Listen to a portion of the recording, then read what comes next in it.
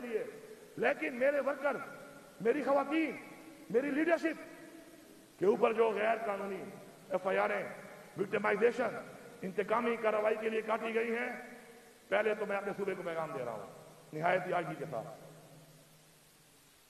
एक हफ्ते के अंदर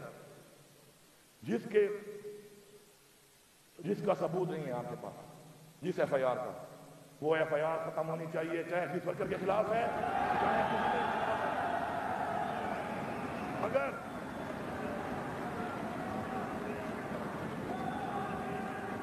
अगर एक हफ्ते के अंदर ये FIR खत्म ना की गई तो जिसने गलत FIR की है, मैं इस्लाह का मौका जरूर दे रहा हूं। अगर इस्लाह के लिए तैयार नहीं है तो सजा के लिए तैयार हो जाए। फिर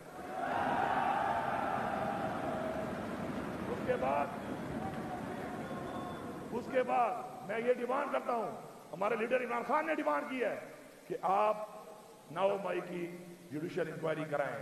हम उसके लिए हाजिर हैं, बार बार डिमांड कर रहे हैं।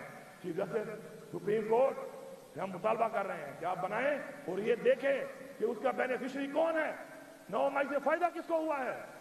आपके सामने सारा कुछ आ जाएगा। अगर आपके पास सबूत है किसी का, अगर किसी ने कोई गलती की भी है, तो कानून के मुताबिक कानूनी कार्रवाई होनी चाहिए उसके खिलाफ, और इसलिए नहीं की उसके साथ इंतकामी कार्रवाई न इस मुल्क के आइन में है, न इस मुल्क के कानून में है। हम अपने मुल्क का आइन और अपने कानून के मुताबिक चलने का ऐद कर चुके हैं, और हम इंश्योर करेंगे कि हमारे मुल्क में हमारा आइन इम्प्लीमेंट हो, और हम हद तक जाएंगे उसके लिए इंशाअल्लाह। हमारी जदोजहद सियासी जदोजहद है, अपनी कौम के लिए है, अपने बच्चों के लिए है, अपने नस्ल के लिए है, वो हम इंशाअल्लाह जारी रखेंगे। सब्सक्राइब करें और बेल दबाएं ताकि कोई खबर रह न जाए।